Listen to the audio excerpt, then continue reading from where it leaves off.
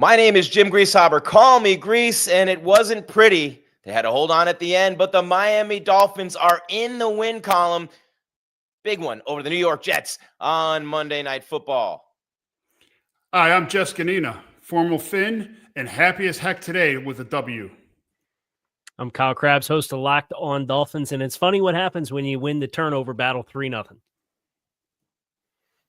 Fins up! It's the Dolphins Squad. Everything Miami Dolphins, every week. Breaking down all the big hits and game-changing plays from South Beach. The way only the Locked On Podcast Network can. Sunshine, speed, and squad goals. The Dolphins Squad Show starts now.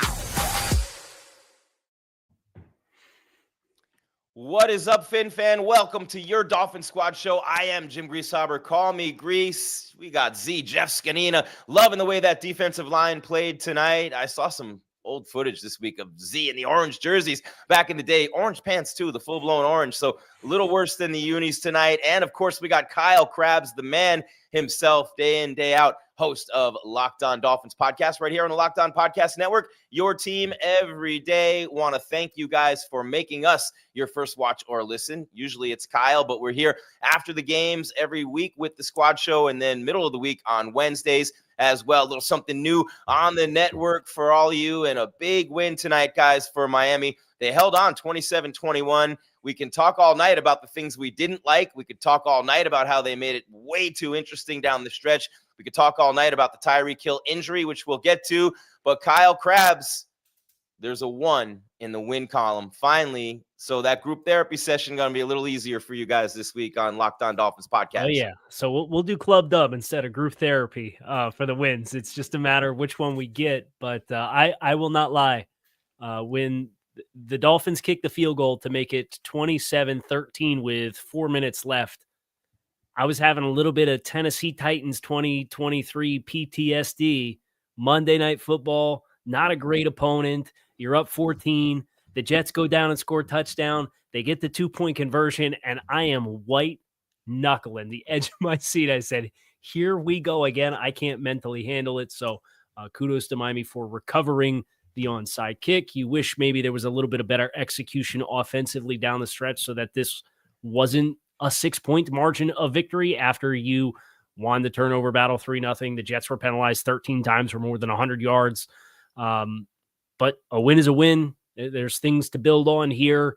And the Dolphins, I'm sure, at home are glad to avoid a third consecutive divisional loss here in 2025. Yeah, and Z, a big addition tonight for Miami and paying dividends right away. And a lot of people wondered how much Darren Waller, number 83, would contribute. Well, we got our answer. First game of the season, 2 touchdowns, and Z, he recovers the onside kick to seal the deal. Yeah, I mean, coming out party for him was great. Not playing football last year, and all his issues to come out on the field and have success like that early, get him the ball early. He made some good catches in the field. And he really showed up in the red zone where we need him. Yeah, and Kyle, I mean, we talked about this on the show on Wednesday, right? How much of a difference it makes to have a great tight end. To have a tight end in general, you can throw the ball to. The guy's 6'6", like a pterodactyl out there. He can block. He can catch anything. And people who don't understand, yeah, you can dump the ball off the backs, and Achane's great out of the backfield. But the tight end is like the little whoopee / thumb-sucking binky for a quarterback. And Tua didn't have that in those 3 losses. And what a difference in his game tonight. Looked a lot more like the Tua Dolphin fans want to see playing winning football. I thought the whoopee terminology was only in my household for the little baby blanket, the little safety blanket there. So you're pushing some buttons tonight, Chris. I like it. Yeah, you go to the first touchdown catch, right above the rim, and that's where the backside corner falls out, and Tua kind of feels that sinking player in zone and knows, hey, I got Sauce Gardner in the trail position. I got the other corner who's sinking off on the front side of this. Let me put this up above the rim. And the difference of ball skills for what you saw with Darren Waller versus the guy who's been getting run in the first 3 weeks in that role, which was Tanner Conner, is a monumental difference. And you saw it on the way that he attacked that football going up above the rim. His first catch, on I believe it was a third down where they kind of go empty and spread the field, and he wins across the middle of the field and Tua finds him for a nice completion there. I think that's, even if that's all he provides, realistically, trying to be realistic about a guy that's coming back out of retirement and missed the first 3 weeks, you find him in the right spots. And man, he found the right spots to make an impact on the game tonight. Yeah, and with that threat, Z, of a tight end, obviously it changes the whole defensive scheme, right? When you don't have to worry about a threat catching balls as a tight end and an athletic player like Waller, DBs can go in other directions. The safeties can do a lot of things with those receivers, and we saw it before Tyreek Hill got hurt, and Lord forbid we're thinking and we're hearing and we're fearing the worst, unfortunately, on Tyreek right now, and we'll get to that. But and maybe we'll have more news later in the show as news breaks on that. But that threat of Waller, he only had 3 catches for 27 yards, but 2 of them are for touchdowns. Tight ends make their money in the red zone anyway. And just to have that threat there, man, to change the way the defense plays the run game and the pass game, it makes all the difference in the world. Oh, yeah. I mean, they got to honor him, and again, he is a threat. His whole career, he's been a threat, catching the ball and running with it. So defenses, like I said, have to honor him. It's just another safety valve for Tua to check down to if he has to, or a big target across the middle, and they have to cover him. And that just works into that scheme of where Mike came from. San Francisco, they had George Kittle. Same thing. You have to honor that tight end. So now it's just only going to make this offense, better. Yeah, and Kyle, when I look at the offense as a whole tonight, so much of it was on the shoulders of Achane in the first couple of games, especially catching balls out of the backfield. But tonight, another solid run game for the Dolphins, another great game for Achane. And it wasn't, huge numbers, but when he needed to, it was there. And you talked about I believe the phrase you used was the Dolphins need to run the tar out of the football to win this game. Were you happy with that balance on offense tonight, Kyle? Yeah, I certainly think down the stretch, maybe a little bit of better execution in those last couple of possessions when you're trying to possess the ball and bleed clock and, take care of a lead. And I didn't really like, obviously, Achane had the fumble where he put the ball on the ground, and they were fortunate to jump back on that football. They were lucky. 2 fumbles tonight that they recovered for themselves. Yeah. So I think that's where you want to see better execution, but Dolphins ran the ball 31 times versus 25 pass attempts. And, that kind of the first 3 weeks, they were one of the higher neutral or pass rate over expectations. So when you kind of look at, hey, what's the score? What's the down and distance? Historically speaking, do teams pass in that situation or not? Miami had, under Mike McDaniel, really trended on the front line of that. And it's kind of come back down the last 2 weeks, and 31 rush attempts. They average 4 yards a carry. It kind of gets a little skewed there on that last possession where the Jets were flooding the box, and we just said, hey, we're going to take the clock all the way down. We really don't care if we pop one, great. So I like what they tried to do in that regard. The execution of it can always be better, and I think that's where you look to build. And, I appreciated the effort to run the ball. Yeah, Achane had 99 yards on the ground tonight, 123 as a team, 4 yards a carry for Miami, and Tua 17 of 25, 177, 2 touchdowns. Someone in the chat says they need to take screens out of the playbook, saying, fly a plane over the stadium saying no more screen plays. But hey, sometimes that's a big part of their offense. I want to talk a little bit more about the offense before we switch gears, though, guys. And I think the biggest key in this game, and we'll get to the turning point later, but for me, it was right here. The Dolphins scored early in this game, right? They obviously got a field goal on the opening drive. Then they go all the way down the field, only to stall inside the 5 and settle for another field goal. But wait, they did not settle for the field goal, Kyle. When you're 0-3, 4th and goal from the 4, they go for it. I love the play calling tonight. I loved it last week, too, for the record.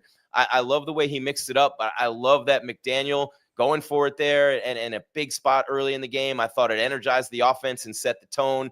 And you can't go 96 yards on 15 plays and not punch it in. Yeah. And that whole sequence, it kind of reminded me of Baltimore in 2022 when they had the big comeback win and Baltimore was down on the doorstep and they fumbled. You thought you had a touchdown. They pulled it back out. They fumbled on a 4th down and Miami went all the way down the field. And it was that same swing where, hey, Jets are in the low red zone, maybe looking at taking the lead. Just kidding. Dolphins take over. And man, 96 yards, 8 minutes and 40 seconds time of possession. You had explosive plays to both receivers in there. And then, like you said, the attitude to say, hey, we got down here. What's the difference of a 3-point game versus a 6-point game where if we don't get it, at least they're backed up inside the 5, right? And I think the new kickoff rules are going to have a pretty big weight in that, where the difference is if we're going to make a 1-score game a 1-score game, and it's now 30, 35 yards field position difference, we might as well go to make it a 2-score game regardless and play the possessions and the field position game. And I think that's what Miami kind of fueled that decision there for them. I liked it a lot. See, that, to me, that drive right there was big for the Dolphins. And here's why, because the Jets took their drive down, 11 out of 12 plays were runs. And they were sticking it to the defense, right? Defense on the field the whole time. They were going up tempo, so our guys were getting tired. If we'd have went 3 and out after that fumble, this game would be completely different. They would have probably scored because our defense was gashed, tired. The Jets got us the field. 7 yards of carry. They get inside the 5. They fumble. Huge break there. But that was my next question to you, Z, just to pick up on your point. For this defense, much maligned and rightfully so. The first 3 games, they weren't any good, right? And you know this. Coach Weaver's your guy, and he's got a lot of pride. They got a lot of pride. So how great is that as a defensive player? Put that helmet back on for a second, Z. As a defensive player, you force the turnover after you kick the field goal, and then you go for it on 4th and goal, and you score, and you're up 10-zip. For a defense that's been so maligned, that's been playing from behind all year long, how awesome is that feeling to be up 10-zip, knowing you just forced a turnover? And they were opportunistic tonight. They still bent a lot. They still gave up a lot of yards, but they made big plays too. Yeah, like we got 3 turnovers, total for the game, which had none for the whole season. Again, like I said, I think on the Wednesday show, you get one, they come in bunches, and it came in bunches tonight. We just got to keep building on that. I think we scored, twice out of the 3 times in the turnovers? Mm-hmm. That's huge. You got to score points when you take the ball away. And like I said, go 96 yards. You usually have to nail in a coffin, for most offenses, for that to happen. But I thought the guys responded well. We're still a work in progress, especially in the run game. We should not be ran on like that. We made some plays late in the game, in the run game, for some TFLs that helped. But we still got to be able to, play our blocks better, shed our blocks instead of trying to arm tackle and reaching for blocks, and set better edges. Real good game for a couple of guys on the defense tonight, guys. I want to point one out to you, Kyle, and talk, because he had a big penalty. Was it last week or the week before? That was last week. Was it the Buffalo? It might have been New England. I can't remember. Jordan Brooks. He had a big game tonight, right? 18 tackles, 15 solos. Huge night for number 20 for Miami. Yeah, it's it's tough playing back there when we're not quite right in the fits in front of us too, as an off-ball linebacker. And I think that's when you have that kind of play, a guy that makes the tackles as consistently as Jordan did tonight, I think is really important, because guys had a lot of momentum getting through the first level of defense, especially as he talked about first 3 quarters of the game, and the field's quarterback run element of it creates a lot of math problems and being +1 in the run game and how do you fit that up? And you're trying to play over top of Garrett Wilson. So I get there's conflict there, but the backs had 5.5 yards per carry in this game. And Z and I were talking a little bit about in the pre-show, as far as just the guys up front and creating the distance and separation to get off and deconstruct blocks. And when you have a lot of young guys, and Matthew Butler's still a young guy too, and we saw him in there and getting some run, those guys being the work in progress that they are, Jordan Brooks made his money tonight, because, if he misses a few more tackles, man, like you might also be looking at a few more explosive plays for the Jets in the run game that were net positive gains, but weren't back-breaking runs. Yeah, and of course, a lot of the Jets' rushing yardage came on the long touchdown run, and that's something you got to correct. But the stats might be a little skewed. Fields with a big carry there, and he was their leading rusher, by the way, with 81 yards on 7 carries. And Z, we have about 30 seconds until the break. I want to pick this up on the other side, but I want to plant a seed with you before I do. Zach Sealer was pissed off after that penalty, and he played like it tonight, man. Couple tackles for loss, and give us about 20 seconds on that, and then we'll pick it up on the other side if you would. Like I just mentioned, those 2 late in the game were back to back, and that was big for us. We get, I think we got out of that drive, so that was big for him. It's just, you got to keep building it. Get off those blocks and make those negative plays. All right, that is Jeff Zgonina. Call him Z, former Dolphins defensive lineman. Kyle Krabs, host of Locked On Dolphins podcast every day, right here on the Locked On Podcast Network. I am Jim Grieshaber. Call me Grease. It's your Dolphin Squad show. 27-21, the final, into the win column. If you're going to beat anyone, it's going to be the Jets. Jets on Monday Night Football. 1-3, but one to build on, one to grow on. Got a real tough one next week against San Diego. They're coming off a loss, and then Carolina after that, Cleveland coming up. The schedule might be in their favor a little bit. It's the squad show still to come. We're going to talk a lot more about the balance on offense tonight. Haven't really dived into the game. We saw Tua Tagovailoa play tonight. I mean, no one's been more maligned than he has, along with head coach Mike McDaniel. We'll talk about McDaniel and the job he did tonight, as well as the defense. Tyreek Hill hurt his knee in this game pretty bad from what we're fearing and potentially expecting. We don't want to say too much too soon until we have it confirmed, but all that coming your way and more. We're going to take a quick break, tell you about a couple of awesome companies, products, and services right here just for you. And we're not going anywhere, and we hope you don't either. It's your Dolphin Squad show on the Locked On Podcast Network, your team every day. And I get to tell you about Prize Picks. I love getting the action on the action. You guys know, right? This episode brought to you by Prize Picks. Every day we make decisions, but on Prize Picks, being right can actually get you paid. How about that, right? Don't miss the excitement of this football season with Prize Picks, where it is good to be right. Isn't it always? But especially when you get cash. Playing Prize Picks is such a fun, simple way to add more excitement to football. You just pick more or less on player projections, like Josh Allen's passing yards or Saquon Barkley rushing for a touchdown, and you are in the game. I love Prize Picks. It's so much fun playing Prize Picks game in and game out. Really excited, and it's so action on the action, no doubt about it. There's a new injury reboot feature too that you guys need to pay attention to. If your player leaves early and doesn't return, it won't count against you. That's something that has been a problem for people over the years. You can follow other players in the app, copy their lineups with one click. You have stacks in there. If you want to ride with a player, you can select their pass yards, rush yards, and touchdowns all in one lineup. So what are you waiting for? You are going to do this right now. I know you are. You're going to download the Prize Picks app today. Use the code LOCKEDONNFL to get $50 in lineups after you play your first $5 lineup. That's code LOCKEDONNFL for $50 in lineups after you play your first $5 lineup with Prize Picks. It is good to be right with Prize Picks on the Locked On Podcast Network, your team every day. Caffeine just got a major flavor upgrade. 5-hour energy shots deliver tasty caffeine in 17 bold flavors. Each 2-ounce shot packs the caffeine of a premium 12-ounce cup of coffee plus vitamins and minerals with zero sugar and zero crashes. What I love most is you can have them on the go, whether that's back pocket, a few in the center console of the car, you name it. You can take them anywhere with you and get that boost when you need it. Enough with boring, flavorless caffeine. It's time to give your caffeine a flavor upgrade with 5-hour energy shots. Get the favorites you love or be bold and try something new in store or online at www.5hourenergy.com or Amazon today. That's the number 5hourenergy.com.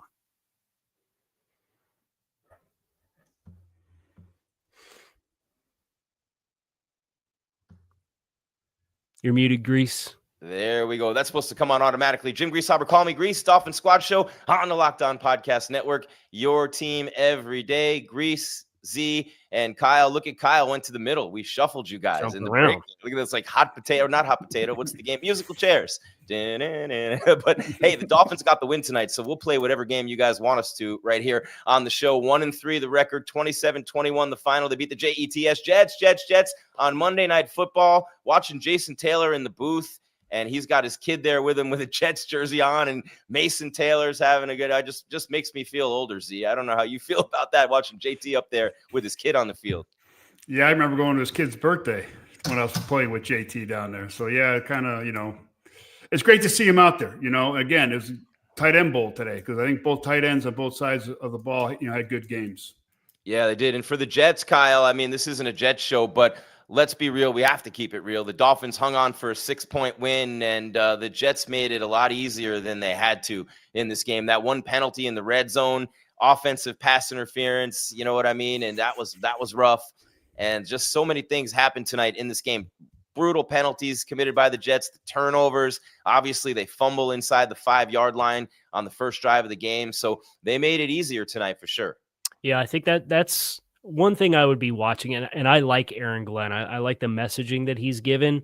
But the messaging versus the application in this game was brutal as far as avoidable mistakes, miscues, fair catches at the 2-yard line on punt return. Like stuff like that is just silly stuff. The fumble on the kickoff to start the second half, and they probably fumbled that one that McDaniel challenged. It was just kind of inconclusive evidence as far as how separated the ball was from the belly before the elbow came down when they threw that challenge flag and reviewed it. So a very sloppy game for the Jets, and that's why it's great for the Dolphins getting in win column. But I think if you look at what the Jets' miscues were, I think that's for Miami where you come out of this game and say, hey, it's always easier to make corrections off of a win, but we got to keep the foot down on the gas and we got to continue to operate with a sense of urgency because other teams aren't necessarily going to make those same mistakes, even if the other side of that coin is not every other team's going to have a quarterback that's going to drop 81 rushing yards and a touchdown on you and have the ability that Fields had to extend some plays. Man, he's got an upside for sure, Z. He's fun to watch. I was hoping he wouldn't be that fun to watch tonight, and he was in spurts with the long touchdown run. Showed off that arm a little bit too, fitting that ball in some tight windows, but work in progress, no doubt. Just not quite there yet, which the Dolphin fans will take, but he's a tough guy to scheme for and play against, right? I mean, what's it like to play against a QB like that?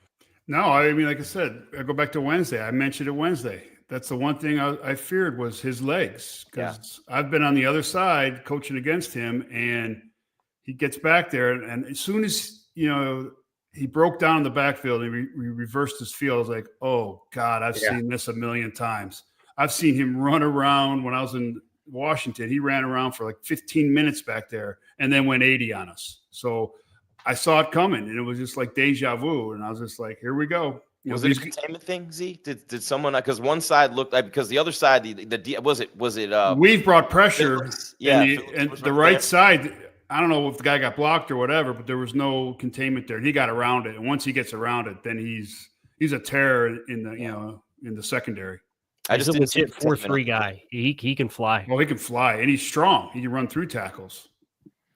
Yeah, they have the skill players, no doubt about it. With those three guys, I mean, Breece Hall, they have great skill players, the Jets. But up front, maybe not so much. They have a lot of work to do with that offensive line, and on defense, a couple guys out for them too, which helped the Miami Dolphins tonight. But this is the NFL. There's guys out every week, and it's next man up, right? Don't tell the Dolphins about injuries right now. For sure, they just got Waller back. The 4 corners had been out. So I think the defense played so much better tonight, guys. And I just think that when you're maligned the way they have been, and when there's some injuries there, there's some things that had happened.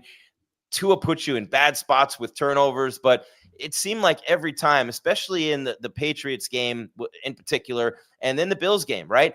When the Dolphins started moving the football, like they had the 15-play drive tonight, they've shown that throughout the course of the season, and the defense started getting into a groove, then things would get thrown off by the turnovers, Z. So, I mean, it's almost a stupid question, but I want to ask you for the fans out there, not how important is it to not have the turnovers? We know that, but as a defensive player, to not have your offense turning the ball over like they had been before tonight. And they did get a couple lucky breaks tonight on those fumbles too.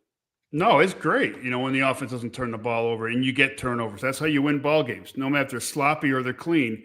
If you have win the turnover battle, you're going to win the game majority of the time, right? You have a better chance. So it's great when the ball's not getting turned over. Because you talk about putting a pin in the balloon is when the offense turns the ball over. Then it's like, oh, here we go again, the way the season's been going. So now you just got to keep building on it, and we just got to play better defense now. Well, we know about the term elephant in the room, but what about the cheetah in the room, Kyle? We've waited as long as we can on this, trying to get an update. Haven't seen anything come through yet, but Tyreek Hill, possible dislocated left knee, possible major structural damage. We don't know for sure. We don't want to sound the alarms yet until we know for sure. But obviously, if you saw his face coming off the field, if you saw the way everybody rushed over to him, and then if you saw the replay, obviously it's not looking like Tyreek's coming back this year. Yeah, it's Probably ever, maybe. probably a pretty safe assumption that was Tyreek's last play in 2025. And this was a guy, even if he stayed healthy and was fully productive, he's scheduled to get $36 million in compensation next year. And I know I've had a bunch of people that have reached out already and asked, because Tyreek's reaction, I think you're in that moment. You have a little bit of the shock of the injury. You're trying to manage the emotions of it. And the way that he goes off and he's waves and he smiles. And I think he just tries to take in that moment in that stadium because the future is uncertain there. There's no guarantees in that contract for next year or anything like that. It's $36 million in compensation with no injury guarantees, no guarantees on it at all. So that creates a very uncertain future if this is as we fear it to be for Tyreek Hill, a major catastrophic knee injury for a wide receiver who is on the north side of 30. Had an unproductive year last year versus his own standard, and the Dolphins were already leaning into a youth movement. So I think all those things you kind of add it up, and you don't want to assume too early, but the indications off of the injury and the mechanism of the injury and the writing on the wall is we might have seen the last of Tyreek Hill in a Dolphins uniform. Yeah, maybe a one-way ticket to KCZ. I don't know. It's just tough. I mean, the age, and he hasn't been human in his career so far, but only Justin Jefferson has more receiving yards than Hill since 2022. Malik Neighbors, who also just got hurt pretty bad. A.J. Brown and Devontae Adams, only those guys have been targeted more within their offense, Z. So there's so much there. And even though Kyle says that's been shifting a little bit, and we have seen that shifting, more distribution all over the place from Tua, but still to lose that weapon, to lose that threat, to lose that presence, maybe you just don't gloss over an injury like this to a guy like him.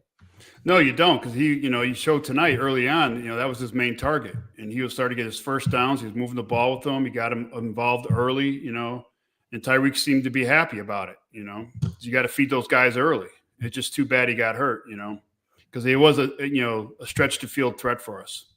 What do you think, Kyle? Do you go get somebody else? Do you look for somebody else? Do you look to make a deal? What do you do? Do you stand pat and next man up? How do you approach this? I think the formula probably looks a little bit more like what you saw in the second half, where the run game, and you've got another talented back in Ollie Gordon to platoon with Devon Achane, and now you have the return of Darren Waller and Jalen Waddle. I think is very capable of being a number one wide receiver in the NFL. Tua's got great chemistry with Malik Washington. There's a second-year player, Taj Washington, who made some noise in the preseason that I'd be interested in seeing get some opportunities. Nick Westbrook-Achane was a productive, vertical, big body player on the outside for the Titans the last 2 years. I don't think you make any moves, and I think with the uncertainty of the future of this team, I don't think they'd be overly keen on sending away draft capital to go bring in a veteran player anyway. So I think this team spent a lot of time this offseason program, the entire minicamp and OTAs and the majority of training camp without Tyreek Hill as a piece of the offense. And that was Tyreek recovering from the wrist surgery last offseason. So I think they are probably going to roll with who they have and try to see what DNA changes they can make and how it looks and how big of a featured role Jalen Waddle takes. And he was really starting to play well. The Buffalo game last week, I mean, you just saw glimpses. He had 6 catches for 67 tonight when it happened, Z. So as a player, I know you're on the defensive side of the ball and you have to take care of your business anyway. But what's that like when a player like him goes down in a locker room? And what are those conversations like with the players, man, when you're sitting there and you're going, all right, man, next man up, let's go. But does that bring everybody closer together when you started 0-3 and you get that win tonight, an injury like this, or how does that go? It's just next man up. You don't think about it, because if you're worried about that, then you're not going to play well. And then, you have doubt in your mind, you may get hurt. I mean, it happens. I mean, I remember coming into the last preseason game and our starting quarterback, Trent Green, went down and we were like, oh, the season's over. And then this guy, Kurt Warner, came in and kind of turned us around, So, I mean, it happens every year, next guy in. So you just got to bring someone else in. You can't sit there and waller about it. We're going into week 5, it's got a long haul. You can't be worried about it. Well, Kyle, I know you're going to have no shortage of suggestions in the mailbag from the fans out there as to what they should do. But I like the way you said stand pat. And I think that sends a confidence through the locker room when you just say, hey, we're sticking with who we got. We believe in you guys. And, next man up, I think Washington's going to thrive with this. I just have a feeling about him. All right, it's Grease, it's Z, it's Kyle. It is your Dolphin Squad Show on the Locked On Podcast Network. Your team every day. Going to take another quick break. We're halfway through. Still to come, your turning point. Still to come, your player of the game. Wonder who that could be. Tight end who hadn't played yet this season, maybe. We will let you know soon. But first, we have a little bit more business to take care of and tell you about a product and a service that you need to know more about, especially guys, as we get older and things start to happen or not happen, as it were. And that is to tell you about Rugiet.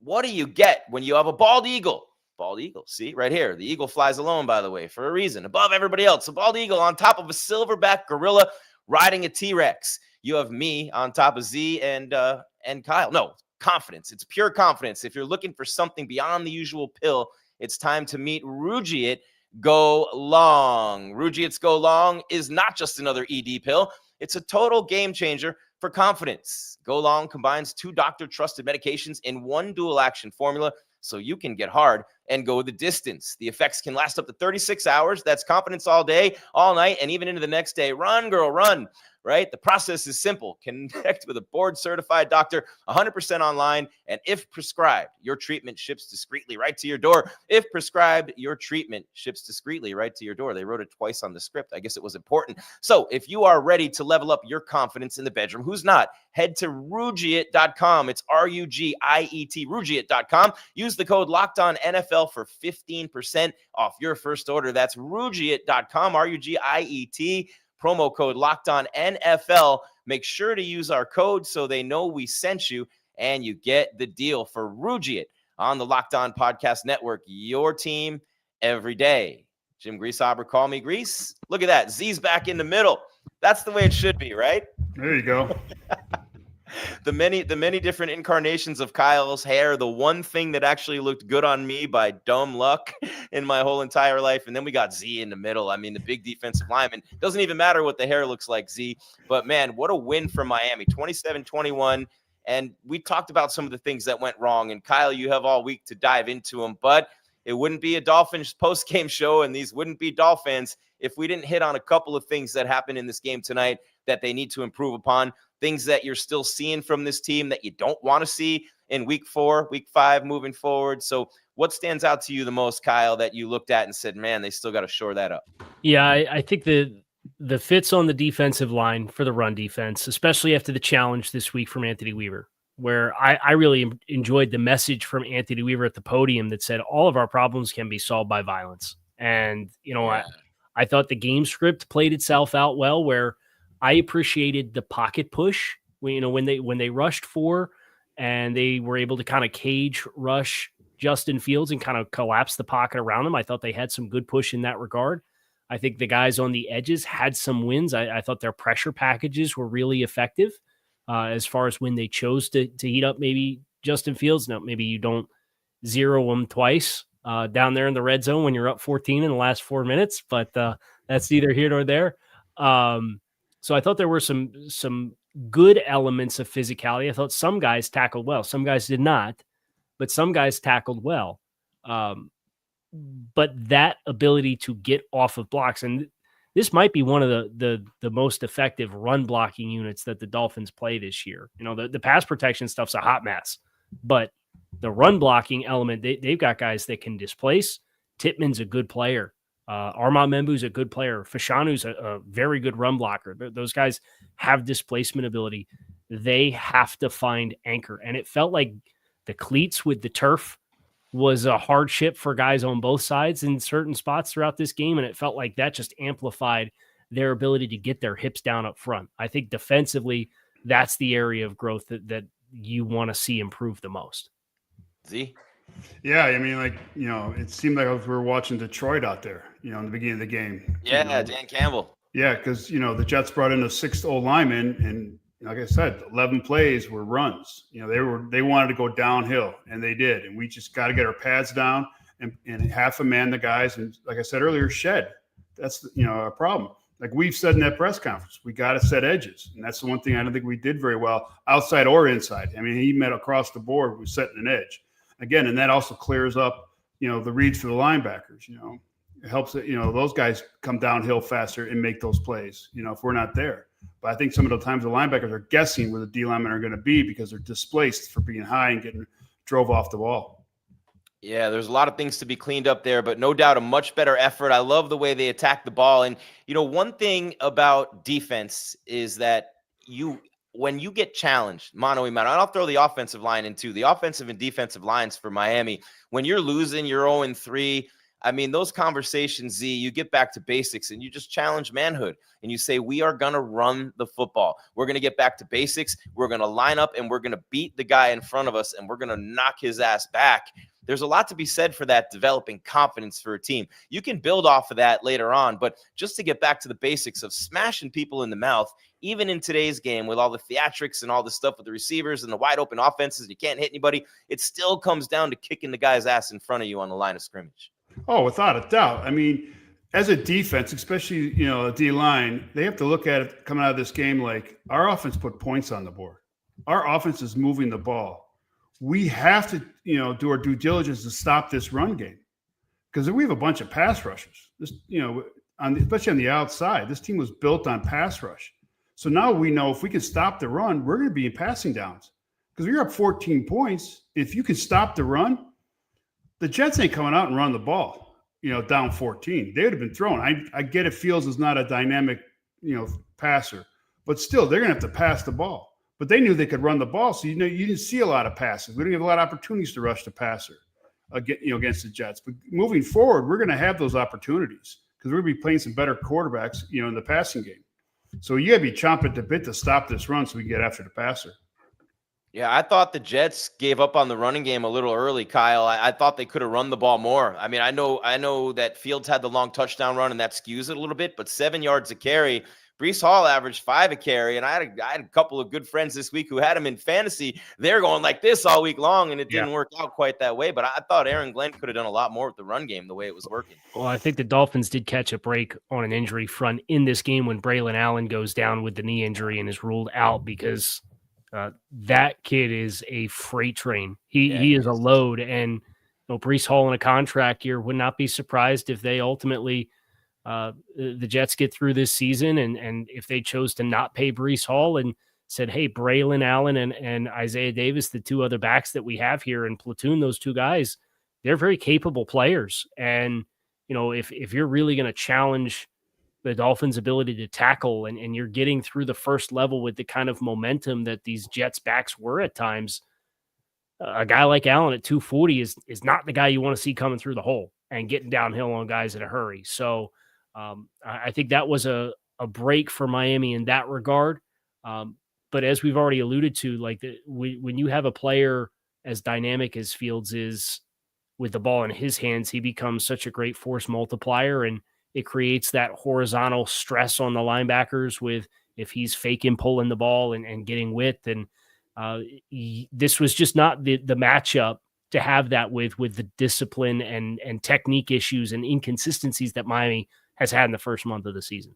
No, and Z, as much as the DBs have been maligned back there, and we've talked about the injuries in the defensive backfield, we talked about Brooks had a huge game tonight, but what about Dotson?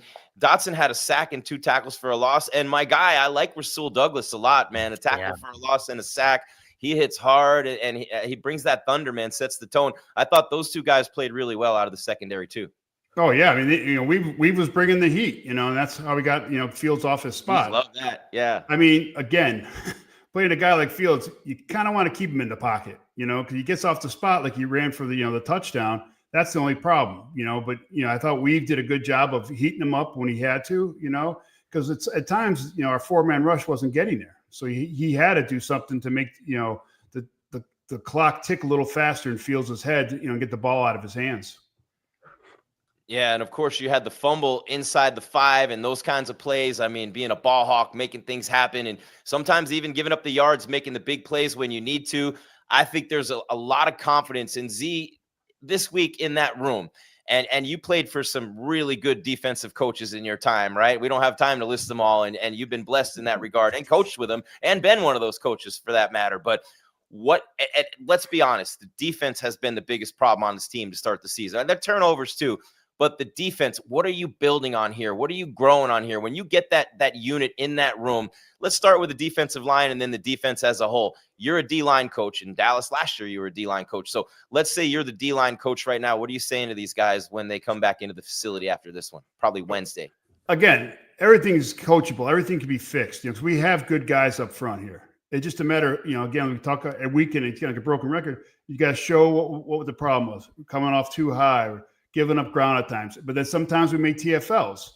So we just got to show the good plays, you know, what we did good, and then we show what's bad and just keep improving and keep working forward. Because we are young up front. So we got to keep, you know, just telling these guys, you know, keep working the techniques. Don't go off script either. You know, don't be swimming guys. Keep it clean for the backers and work as a unit, and we have a chance. You know, because the turnovers, you know, we're getting turnovers. Now they're just going to come in bunches. And, you know, and that's going to help. Yeah, Kyle, with Carolina coming up, and you got you got San Diego, some big games coming up, right? And a couple of real winnable games to get you back into the hunt. I have a feeling that Patriots loss is really going to haunt you. One, it's a division game. Two, it was a home division game. So now you almost have to win there and get that one back, and they might have a chance to if they keep playing better. But as you start to build momentum and you look at that schedule ahead, Kyle, what are you thinking as you look into that crystal ball? I'm going to give you the old coaching and player mantra here. Let's go 1-0 this week, right? You got 6 days to get ready for the Carolina Panthers. There you go. Yeah, Z, I've been working on, was hoping I get a chance to bust that out on one of the squads here. When I think about Carolina, that's a team that, as we've spent a lot of this show talking about the defensive side of the football and how they fit the run and how they get off blocks and how it's all come together. You're going to play a Panthers team that's down their starting center and their starting right guard. That's a $20 million a year player in Robert Hunt. Robert Hunt has a season-ending injury, and Austin Corbett, the starting center, is out. You think about what the Jets had. Well, not everybody's got a Josh Myers as your sixth offensive lineman lying around who started 30-plus games for the Packers in 4 years as your backup center. And that's what the Jets have at their disposal. And I think it showed. We talked about what they do from a run blocking perspective and the talent that they have. I'm going to set a pretty high bar for this defensive front next week against Carolina as you start to look forward and look at where you struggle in this game. And obviously we got to put on the game tape and we got to look at each guy's individual performance and determine where the miscues were. And hey, maybe 3/4 of the guys did well on this play, but one guy was out of position and that led to the linebacker being in the same gap. And then we popped the run off it. All that stuff, like we got to sort through it. But I'm going to set a pretty high bar of expectation for Carolina with 67% of the interior trio being backup players and guys that are not near the caliber of what the starters are. I've got high expectations for this front to be a lot better next week. Yeah, and Carolina's not, they're not a real good team, obviously. So they have one win on the season. And we'll talk a lot more about this matchup as we hit Wednesday, and Kyle's got it all week. But interesting that they have a couple of winnable games. San Diego in there is interesting too, because obviously that loss against the Giants, it kind of took a little wind out of their sails. Jackson Dart making his first start gets the win over that San Diego team that all of a sudden doesn't look as good as everybody started thinking they were looking. But Z, I wonder if that's just the parity in the league, man. It seems like more and more with the NFL, you see these teams that look like world beaters and everybody's on that team. Oh man, the Chargers are great. Then all of a sudden a loss like that. And we see that more and more often in this league. You don't really seem to have those teams that can go wire to wire. Maybe the Bills this year, but look, the Ravens have been really struggling. The Chiefs finally looked like the Chiefs again this week, but there's so much parity around this league, and anybody can beat anybody. Any given week, they can look like a Super Bowl contender, and the next week they're getting blown out. Yeah, we're all professionals. I mean, we're all elite athletes at the end of the day.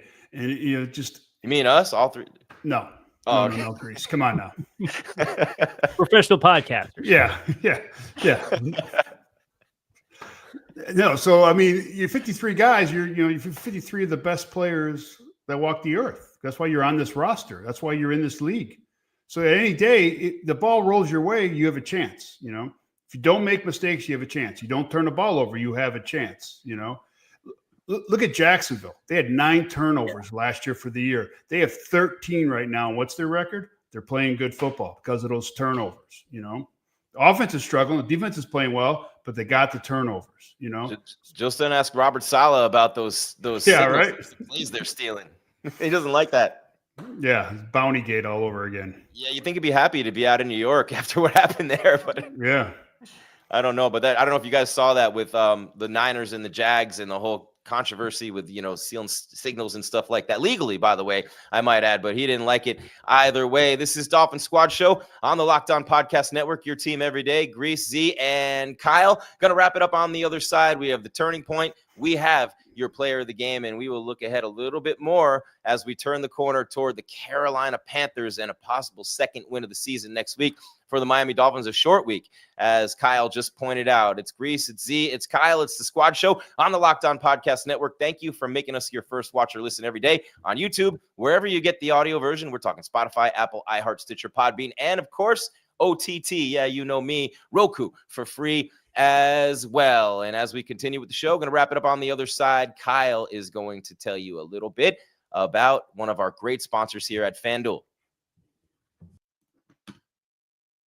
NFL season is here. FanDuel has an offer that you do not want to miss. Right now, new customers can bet just $5 and get $300 in bonus bets if you win. That's right. Pick one bet, put down $5, and if it hits, you'll unlock $300 in bonus bets to use across the app. I did just check. The Dolphins-Panthers is currently not on the board for next week. Have to assume they're waiting for some clarity on the Tyreek Hill injury, and as a result, you cannot find the spread for Carolina and Miami in week 5, but we'll keep an eye out for it. What I love about FanDuel, though, is the ways it gives you to play the game, whether that's parlays, player props, spreads, game totals, live lines during the game, you name it. It makes watching football even more exciting because you've got a little skin in the game for yourself. Whether you're a casual fan or love diving into stats, FanDuel makes the game day experience so much better. So what are you waiting for? Go to FanDuel.com to download the FanDuel app and get started.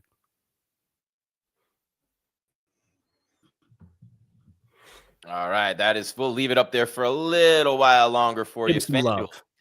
All right, there it was covering my name. It makes no difference there, right? But hey, man, what a night in the stadium. I have to ask you guys before we go any further. It's 47 and a half minutes into the show. The unis, the field, what are you guys thinking? I kind of liked it. A lot of people talking crap on social media. I kind of like those unis. I think they're dope. Z, I'll let you, as a guy who's worn one, I'll let you go first here. I'm old school. I like the throwbacks. You know, if you're going to change the jersey, go throwbacks. I get it. It's all about marketing now. Let's sell more stuff in the pro shop. I get all that. You know, now, you know, kids are going to think, oh, it's cool. Get mommy, daddy, go spend $125 on a new jersey for them. I get it. But to me, I like the old ones. I like even the whites. With that color, man, looking lean and mean out there. D lineman looking svelte. No, I like the white, looking like a big doughboy out there. What about you, Kyle? I'm with Z. Now, I like him a little bit more than Z, but I am with him on the throwback element of, and I don't think they're scheduled to wear those at all this year, which is surprising to me, the retros. But it was a fun showcase to have something different on. And look, you could say you're 1-0 with him. So if the argument is you look good, you play good, some guys maybe felt they look good because some guys played good. And we're going to talk about some of those with game balls and turning points. And I know we're going to give a little bit of love to the offensive side of the ball here as we get ready to wrap up Grease. Yeah, no doubt, man. With that, we will get right to it so we can get through it, and we will start with...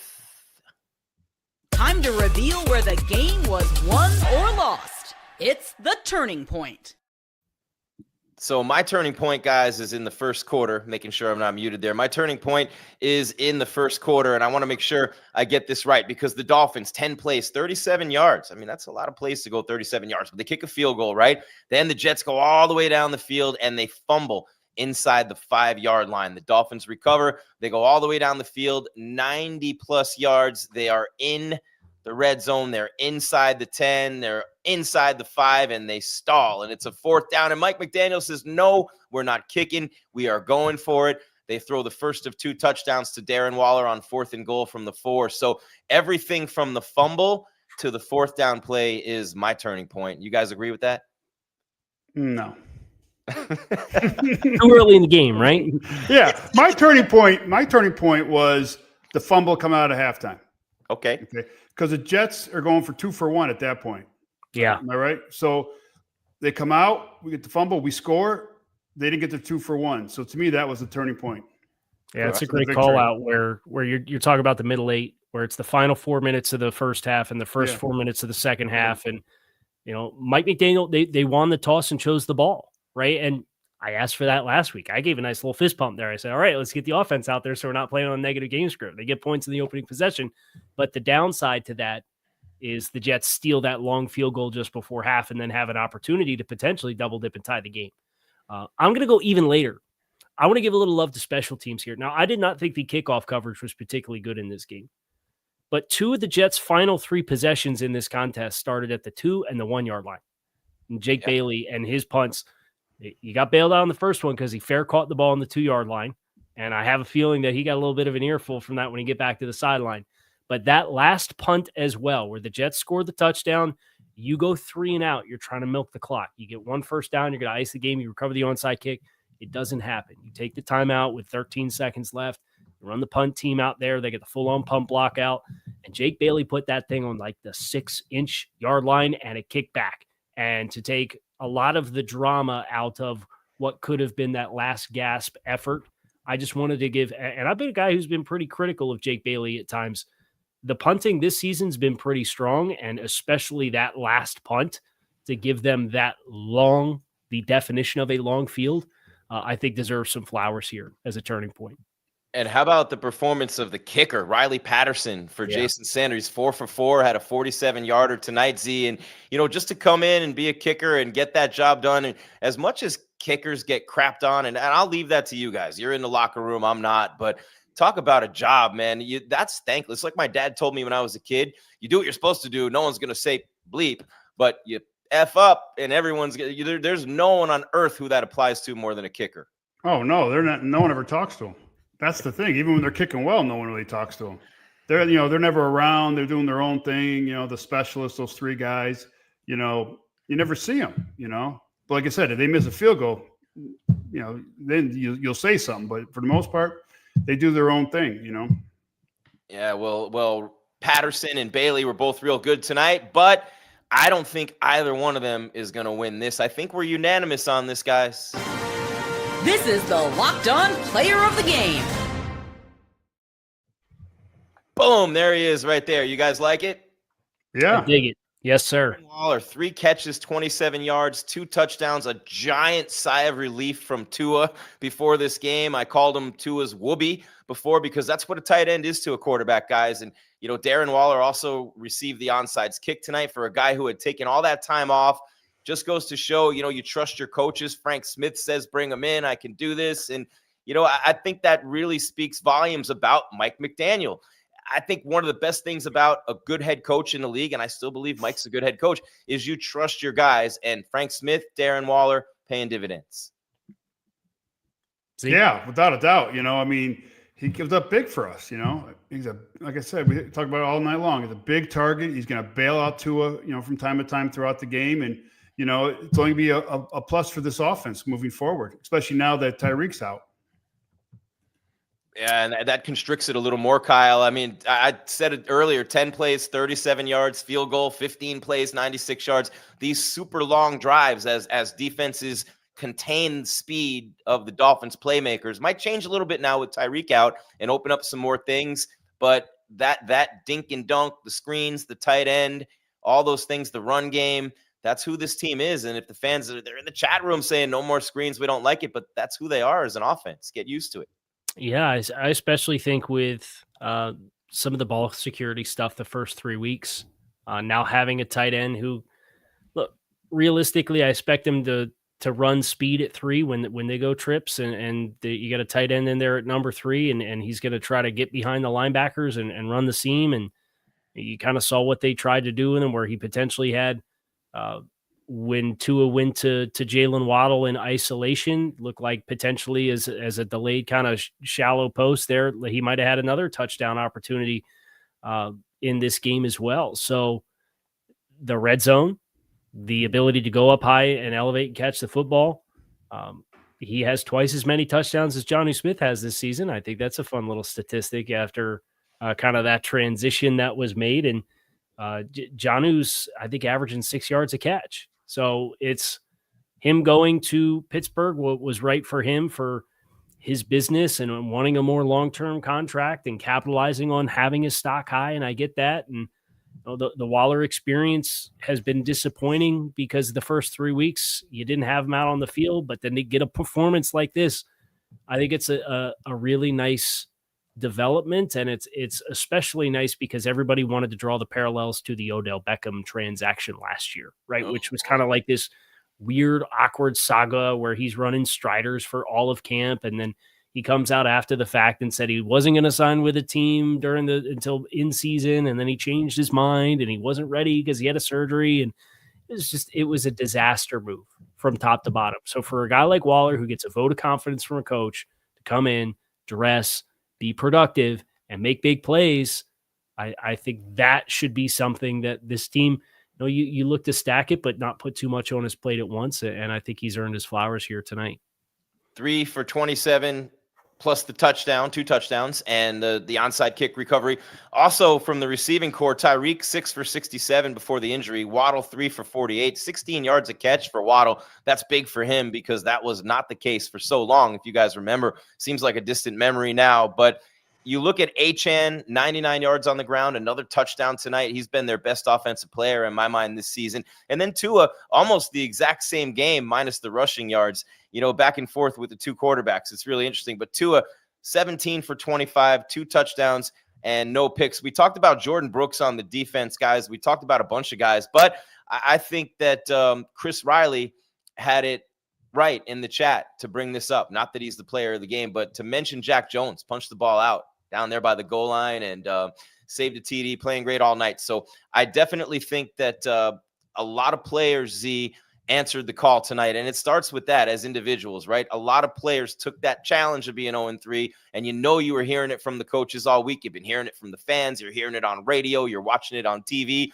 podcasts, everywhere. You can't even go get a sandwich for free anymore because you're losing.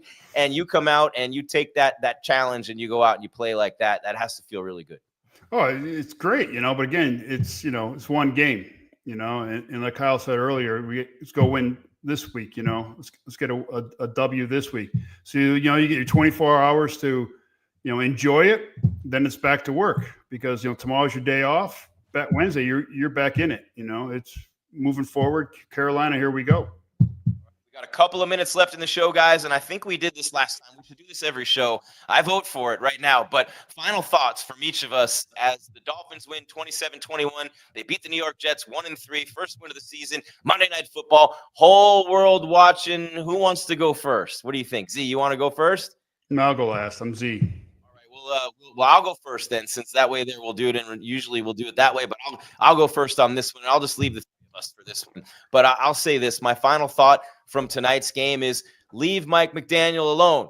Leave Mike McDaniel alone. Leave Mike McDaniel alone. Kyle? Yeah, my final thought tonight, I want to give some flowers to another player that I thought played well, and it was tackling. It was coverage. It was making a play on a ball in the air, which we haven't seen a lot from the corners thus far. Rasul Douglas, I thought played a very nice game, and between him and Jack Jones, like we talked about, I think the second half of that Bills game, that secondary group really settled in and had themselves kind of a figuring of things out. And then you get the extra time to scout, and Garrett Wilson gets the targets late and gets the touchdown late. But by and large, you kept the lid on Garrett Wilson, who's one of the best wide receivers in football. So I think this secondary, with these guys getting more time on task, I continue to expect them to kind of shore up, and then it just kind of trickles down to the front to be the collection and group that we think they're capable of being. I'm just going to say, let's get more turnovers. That's, I'm getting greedy now because we got it. when you're struggling, that's the way to stay in games and win games. We got to keep winning the turnover battle. Yeah, what were they? +3 tonight, right? +3 in the turnover margin after those first 3 games. It was anything but. All right, 27-21 the final. They play at Carolina next week. Of course, we'll be here in the middle of the week with our Dolphin Squad show. That'll be on Wednesday. Just keep watching the channel. Kyle will keep you updated as to when we're coming on. He's great content every single day right here on your Locked On Dolphins podcast channel on YouTube. And again, we're live after the games and we're here on Wednesdays, but Kyle's here day in and day out. And again, bringing you the best of the best when it comes to Miami Dolphins coverage. And he's going to have a busy week this week, but a much better week this week, Kyle, coming off a win. So what can the people, and I know a lot of the everydayers out there already know, but for people who join us for the first time, what can they expect from you this week on the channel? Yeah, so we'll just do kind of a surface level standouts tomorrow morning, and then I'll get a chance to get into the actual coaches film and game tape tomorrow throughout the course of the day, and then we'll do an all 22 kind of observations and kind of look at the guys that are a part of the problems that we're still trying to solve and what those solutions might look like based off the tape on Wednesday. I have Julian Council from Locked On Panthers for a crossover on Crossover Thursday. We, of course, have the squad midweek for us this week as well, with another hour of programming kind of setting the table, transitioning out of this game. And then Friday is kind of the blueprint to beat the Panthers, where I'll look at some of the Panthers tape throughout the course of the week and kind of highlight individual personnel matchups of, hey, I think this versus this could be a deciding factor, and kind of work through both rosters and set the stage for Sunday. Yeah, and in a big football city, they had to get some of that shine from the Hurricanes, undefeated going into Tallahassee to play Florida State. We got this right here for you guys. But the Dolphins into the win column, 1-3, 27-21 over the New York Jets. That is Jeff Zgonina. Thank you, Z. Kyle Krabs. Thank you, Kyle. Jim Grieshaber, call me Grease. Thank you so much for being here and making us your first watch or listen of the day live after the game. We'll be back on Wednesday. Kyle is here every single day with Locked On Dolphins. 27-21, the final. Until next time, Fins fan, thank you so much for being here. Eternally grateful on all the channels and all the platforms with your Locked On Dolphins podcast channels. And as always, keep your game tight and your mind right. We are out.